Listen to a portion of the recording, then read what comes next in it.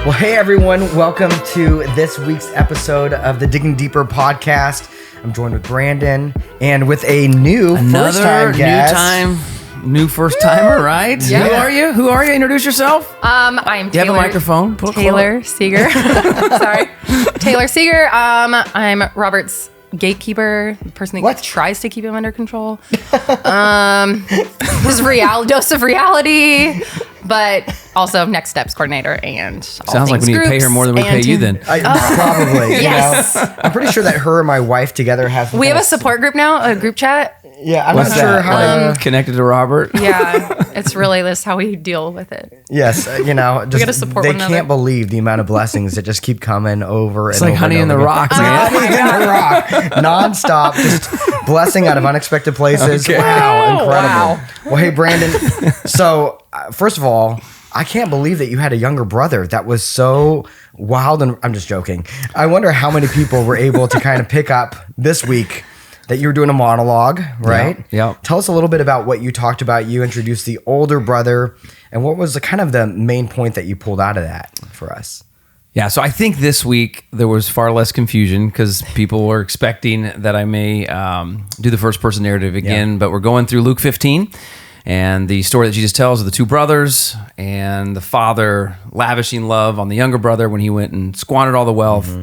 And this week, though, was the older brother wasn't too happy with the father's reaction. And to really talk about the anger that resided in the heart of the older brother because the father forgave the younger brother when he had acted so foolishly and brought shame upon the whole family. And so looking at the older brother, the primary point was there's nothing you can do to make God love you more. Yeah. Or last week was the younger brother, nothing you can do to make God love you less.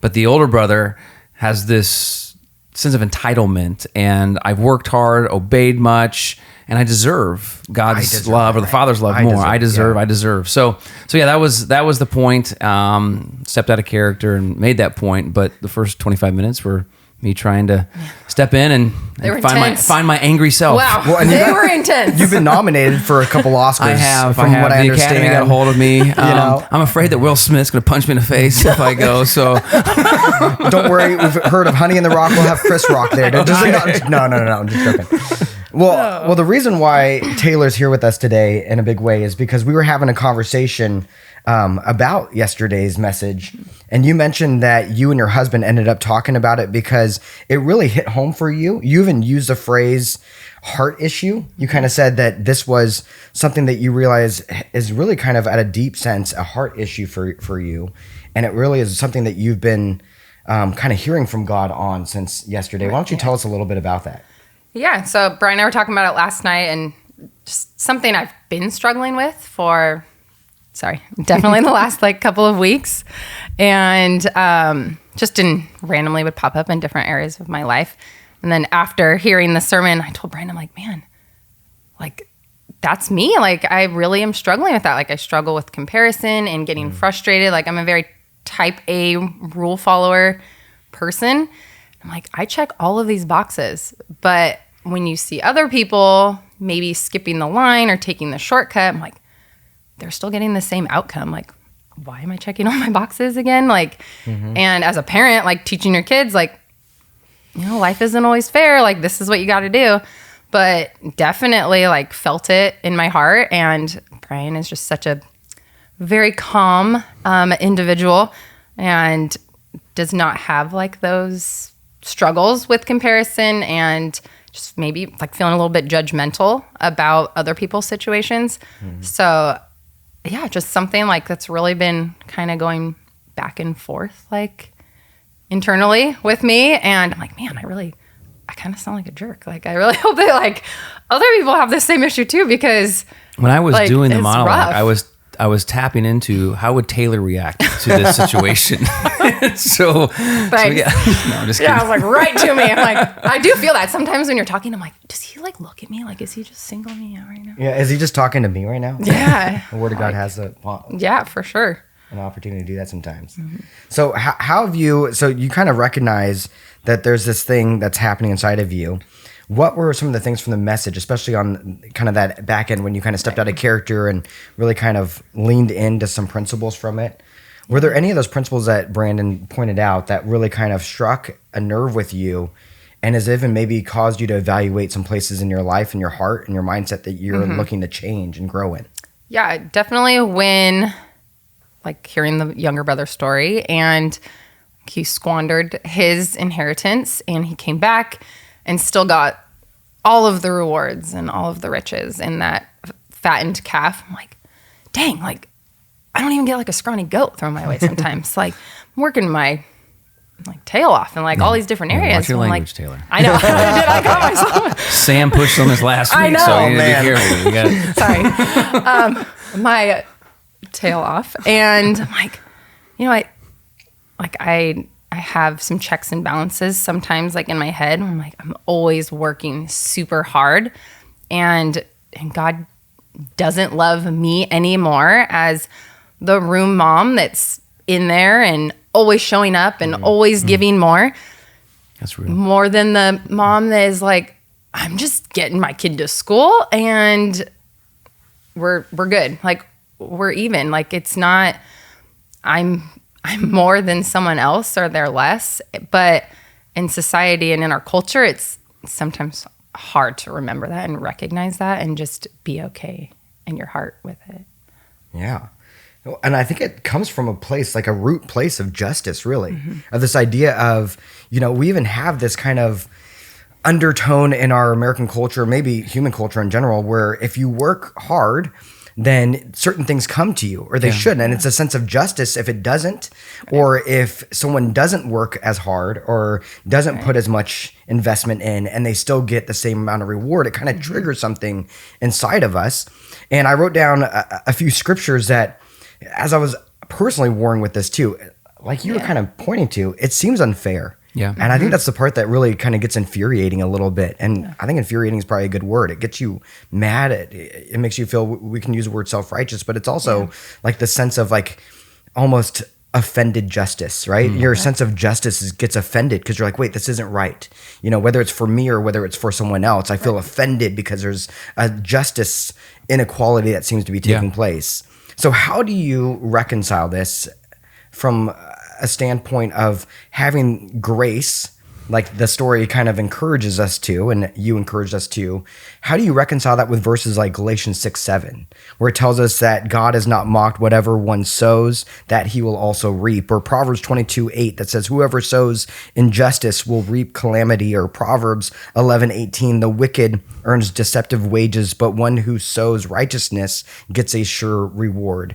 How do you balance this level of, man, there's a sense of justice that is actually even talked about in the Bible of like of sowing well so that you reap, but also having grace and mercy and having that attitude and that disposition of the Father when it comes to extending grace to people who are maybe sowing differently than you have?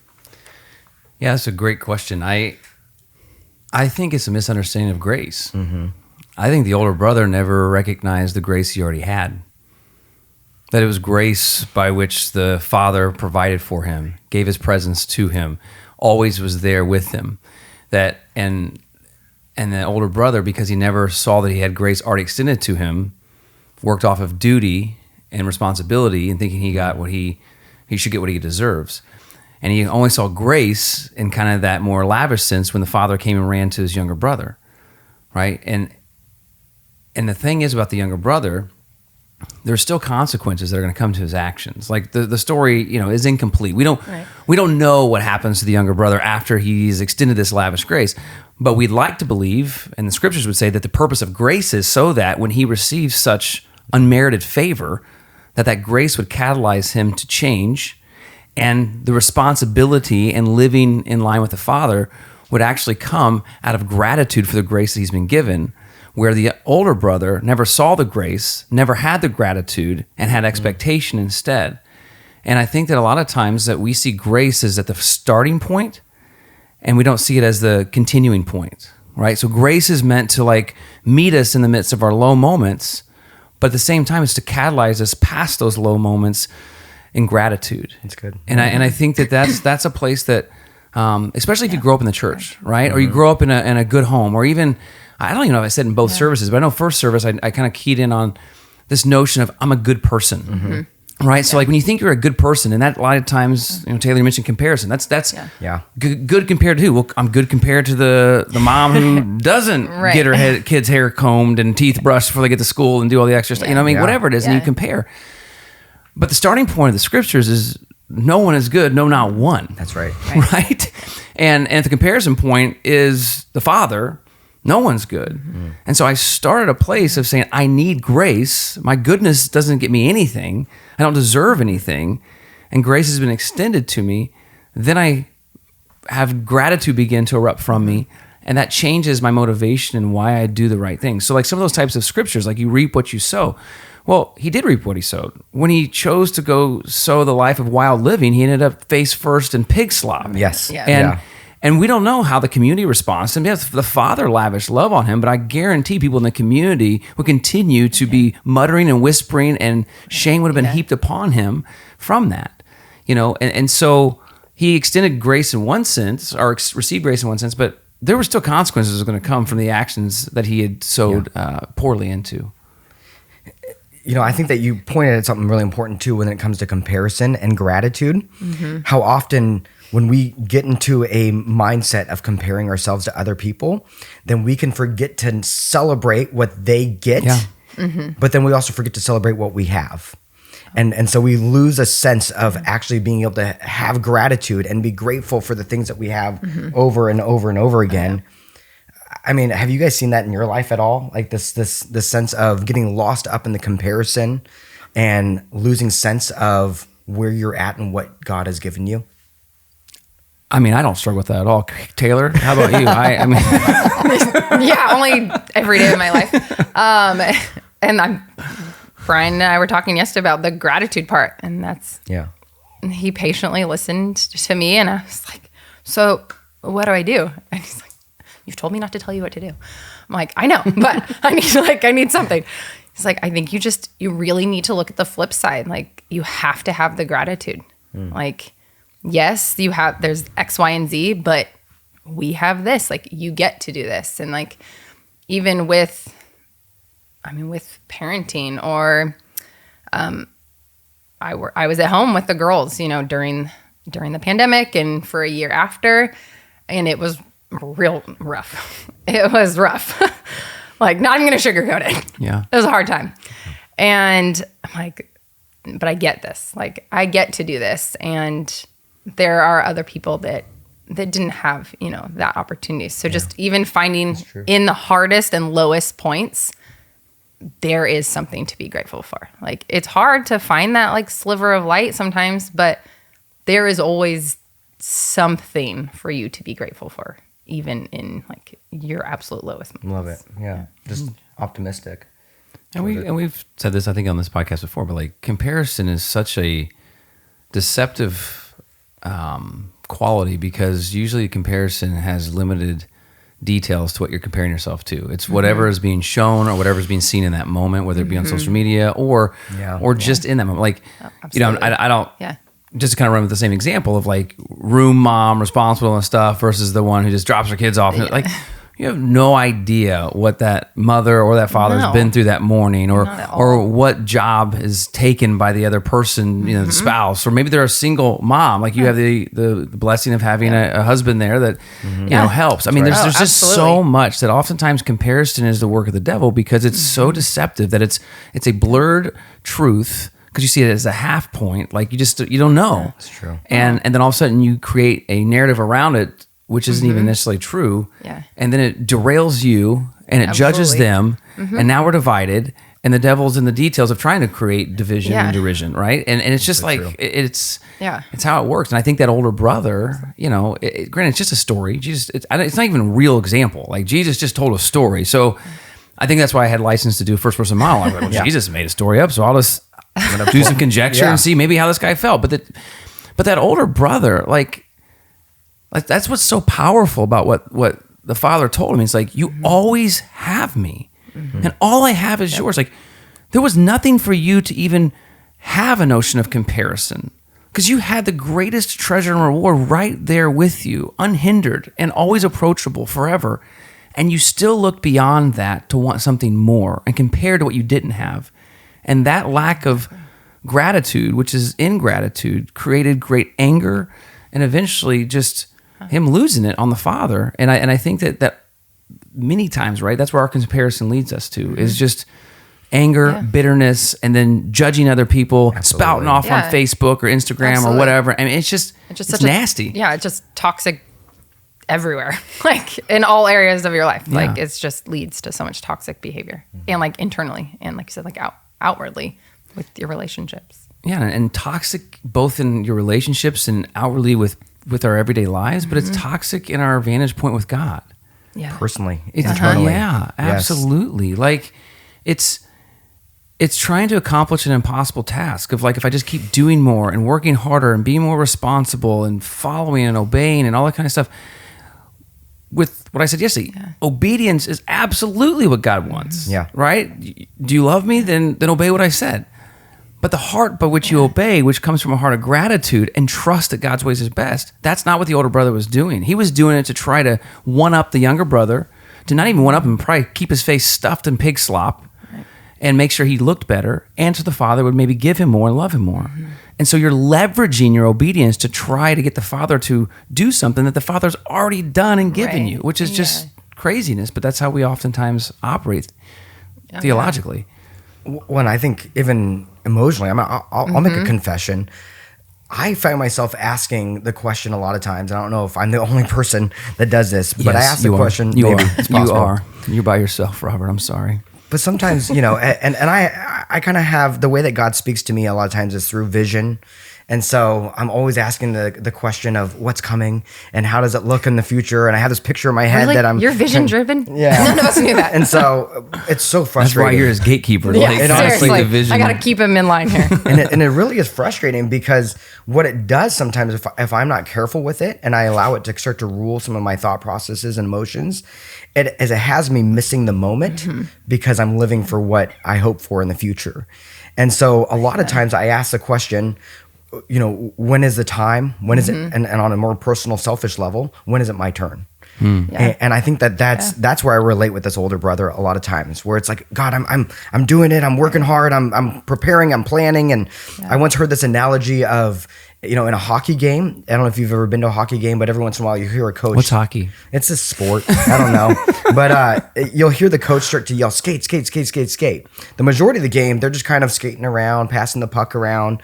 And then all of a sudden there's an opening, there's an opportunity. And then the coach yells, skate, skate, skate. And it's this moment of chaos. I think it probably happens in soccer too. I don't know. Maybe you can speak to that. But, In every sport. Right, it's like this moment of like, there's so much preparation, there's a moment of rush. I find myself always like yearning, hungering for the moment of rush. And when it's not there, I start to get frustrated and bored and start to wonder, when is the time going to come? You just want your breakaway. I want the breakaway and the breakthrough, and I almost live for that. And sometimes that's what robs me. And I wonder if anyone else who's listening to this, or if any of you can relate to this, it robs me of being able to have gratitude for what's in the moment, and also being willing to maximize the opportunity in my hand at the moment as well for kingdom gain. And because I'm so much waiting for something else, waiting for some time else or whatever else it is, and some vision that's in my head about what's to come. And sometimes it's like, no, you have this person in front of you right now that you can just, either they're going to minister to you or you're going to minister to them, or both. And sometimes if I get caught comparing myself or trying to live for even comparing myself to some picture I have in my head, I can lose sight of what's right in front of me. And so that's something that I struggle with. Maybe you've seen that in my life. Maybe you've seen that as you've gotten to, having on your team and be part of this with you. And you've probably seen that struggle that I have sometimes as well. Sure. But I mean, I think just like any strength has its weakness, right? The weakness itself doesn't have to be what defines it. Like it's being able to recognize the dark side of it. And so there's great things that have vision and great things to keep moving forward and plotting ahead. But if you are looking too far to the point that you can't see who's right in front of you, You miss it. then you do miss it. And, and I think that a part of this is, I think Taylor, you said a minute ago, like one of the ways that you can still have vision, but not miss what's in front of you, is finding ways that you can celebrate others besides yourself. That's right. Right around you. Right away. And I struggle with that. Like, I struggle with wanting to find other things in people to celebrate, because it's like, well, I wish I could have that. Like, I wish I could do that, you know? Like, and I find envy more than celebration. But when I celebrate, right, once again, I'm considering others more significant than myself, which is biblical. I'm stepping in line with what Jesus has done, because anytime Jesus entered a room, he didn't make himself the one to be celebrated as much as he somehow put celebration back to the people. I mean, he got on his knees and washed their feet, and like, he made more of others than he made of himself, even though he was the most important to be made, like, lifted high. Worthy of celebration. Yeah. And he kept celebrating. And so I think that there is a part of diffusing kind of that older brother syndrome is, how can I celebrate the fact that he literally was thought to be dead and now he's alive? He was thought to be lost and now he's found. Like, can I at least celebrate that as a father, right? My dad got his boy back. Like, and we just stink at that. We'd rather cut people down so we find equalization or put ourselves above people versus celebrate and lift others up. Yes. Man, you could turn that into a leadership talk. You know, I mean, the idea of leadership, that sometimes we think that the point of leadership is to be in charge, or to be the point person, or to be the one in front. But the point of leadership is to create more leaders, right? Yeah. And I once heard a pastor say that he wants to die with bruised shoulders. And that's always stuck with me. This idea where he spends all of his life lifting people up, that his shoulders are bruised when he finally gets to heaven. You know, like that's what his legacy is not necessarily like beaming lights and a well-known name or anything. It's just bruised shoulders, and that's always stuck with me in a big way. So I'm curious, because we kind of went on the parenting theme a little bit. Yes. Oh, good. So when we can struggle with this kind of, call it like older brother syndrome, where we feel like we need to get something because we deserve something, and we work hard to get whatever it is, and like I said, there are parts of those things, working hard, diligence, like I think I would champion. I think Scripture would say, you know, that's we're called to be that way. Right. But when it's unhealthy and then there's comparison or lack of celebration, stuff like that, have you seen, or how do you think it impacts your girls when they see that from mama? That's a great question. Yeah. So if you don't know, I have two girls, a 6th grader and a 4th grader.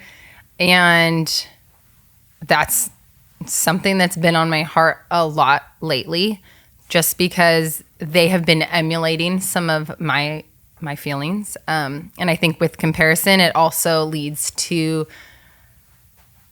a very negative internal dialogue and anxiety, and it just fuels it all. And they've seen me struggle with that a lot, and I've seen some of it come out in their own behavior now. So a big heart check to make sure like we support them now.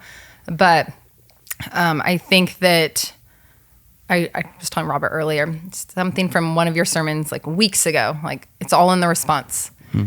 And Brian and I always come back to, okay, it's all in the response. Like, and it doesn't have to be like verbally, but internally. And we keep talking to the girls a lot about that. Like even on the soccer field, or when they see friends at school that are living maybe a different way, like brother lifestyle. Yeah, they're set apart, and like even at 9, it's all in the response. And it's tough to live that, but I mean, we want them to have that foundation now before they are, adults, and they're really entitled and like are really struggling with the same things they see from us. Like that's not what we want. Well, I think, speaking of when they become adults, one thing that we all have an opportunity to respond to, and it's something that we were talking about earlier as well, Taylor. But one thing that I think that this story really comes alive in is this whole student loan forgiveness thing. Because there's not see that coming. I'm sure. That was a curveball. Okay. Just wanted to keep you on your toes, Brandon. All right, okay. Because there's some of us, and there's different people who have worked really hard to pay off their debt. Or maybe made decisions to not accumulate a bunch of debt. And now they watch people who maybe have deferred their loans, or maybe just for what we don't know, like you said, comparison gives us limited perspective. So we don't know their perspective. But from a lot of people's perspective that have paid off their debt or are not going to qualify for this and have already suffered through trying to pay off a student loan, now they're looking at this and saying, it's like this younger brother, just You're just gonna kill the fatted calf for them. What a I've been great paying into that comparison. Yeah. calf. I'm going to talk about Yeah. that Sunday. You just helped me give a good. Let's keep going. We got to end soon, but let's keep going. But it's yeah. like it's this idea of like, man, I've been paying into that fatted Yeah. calf. I've been feeding Yep. that fatted calf, and now you're gonna slaughter it for the person who hasn't been paying off their debt, so that you can pay it Give off. me a goat. Give me $5,000. know? Like, Yeah, give me like a I'll young take the goat. scrawniest goat here. Give me a run. Like I paid it off, but how about some reimbursement or something? You know, Yeah. kind of deal. I've been here all along. I've been paying my payments and everything. Mm-hmm. In light of this story, like, what do you think are some principles that we can apply to our response Right. when it comes to this very real time confrontation that we're facing? And I know that this Mm-hmm. is it's a little bit political, so I don't mean it to take it in a Yeah. political direction, but I think it's something that a lot of people are thinking through. Yeah. That this story really kind of puts flesh and bone to, and it puts some Very ideas real and world principles to application, this for idea. sure. Yeah. So well, I don't know. What's I your would say thoughts? first and foremost, do not parallel the father to the United States government. Yes, Like, okay, like good. let's just make sure that Let's that's make sure not that's true. that Yep. I think they're very different entities. Okay. I mean, we have some of the people on our staff that are going to be recipients of this. Yeah. You know, and you know, I don't. I think for us, I paid off all mine. I paid off You my prob- undergrad and master's. Yeah, I me never too. had Yeah. debt. You never had debt. We found a way not. Yeah. Okay, so absolutely, I have an older brother part of me. It's like, dang, I bust my butt and all that kind of stuff. Yeah. But I tell the people on our staff, like, but if I'm the younger brother and come home, and the father comes and lavishes love on me, Right. better receive it. Like I Yeah. would say, like, how could you not receive it? I just Yeah. what I find to be maybe it's a different parallel. I just don't think to call it student loan forgiveness is a lie. It's forgiveness. It doesn't go away. I mean, it's transferred. It's transferred debt. Someone else is paying for it, and now the older brother is going to probably pay for it again. Right. So I'm going to pay someone else's debt, and Right. and the person who has the loan, some of it taken off, is they're still going to pay because they're going to in their tax system, and they're going to have to pay it anyway. So just I'm more frustrated that they just aren't honest about like what's really going on here. But I think where we can learn from this is the older brother, right? When he was responsible and was dutiful, right, and did what he was supposed to do, Yeah. like I would hope that built character within him. And I would hope that there was the big something thing, that could yes. have helped be shaped within him. I think paying off my debt for student loans shaped a part of my character. And it's a part of the things I'm going to instill in my kids. And I'm not saying if you have, you know, part of the government handout that you're not going to have certain aspects of character, but there's still something to be grateful for. absolutely. There's things you can still see. I don't have to rail against the younger brothers that get their student loans forgiven to a point, so to speak. But at the same time, like I can see that, like, I think it may be detrimental in the future for some of those people. Especially those who just went to college on a whim and thought, oh, maybe I'll do a history degree. I don't really know what I'm doing. And then they just racked up debt. Right. It's different than somebody that worked multiple jobs, couldn't afford the school that they were going to. The only way they could get the job was like, there's a different level of empathy there, right? So, but I think that in this story parallel, like, how do I still celebrate, you know, the fact that, wow, like you have a little bit less burden on your shoulders. How can I be able to celebrate when I had the burden on my shoulders, what character was cultivated within me by having to have the discipline to, you know, pay off that debt. Yeah. And at the same time, where this completely goes awry, how can I also be honest and truthful to say, like, Right. this has implications far beyond that are that I think on the political realm. I think it's also the story of the prodigal son, though. The older brother was probably thinking, "No, I've got to raise a new calf." You know, Yeah. and to an extent, Yeah. you know, He does. Well, we've been saving that calf. I guess I didn't get to use it with my friends. We used it here. I'm gonna have to chew on that one. Yeah. Like, it's an interesting real life parallel, and I because the father places himself in the same position as the United States government, I have a hard time. Like, this is just like, I'm not a Christian nationalist or whatever they call it. Like, I just don't want to even go there. No, so, not at all. But yeah, good. I'll chew on it this weekend. It might make it in the sermon this Sunday. Who knows? Well, awesome. We'll see. Well, I mean, I think that celebrating others and grace that they get, as well as having gratitude for what God's given you, is some really big keys and takeaways. Yeah. Definitely from helps. conversation. Hopefully, change the heart when we have those older brother tendencies that come in and help cause us to rail against the younger brother, like that we can have our own hearts changed before we demand somebody else's. changed. So Well, I don't know about you guys, but I'm Yeah. challenged today and confronted, and I'll be mulling over this just as much as you are, and I'm sure I'm God is actually still feeling a working. little bit better now. So yeah, this is good. Is this kind of therapeutic? You just thank gotta you. like. Yeah. This is what happens on Digging Deeper. Like know? the Like, last couple of people who come on here, they okay. kind of like just spill their guts. And like, oh, that was good. I just need to get that out of my Man, system. Yeah, I'm like, Great. okay, this has been good. So, But I definitely, I've got to work on Taylor getting a raise, I guess, because it's hard. I mean, she reins you in and Seriously, all that kind of stuff. come on, so. guys. you know, anything we can do. It's So- real rough.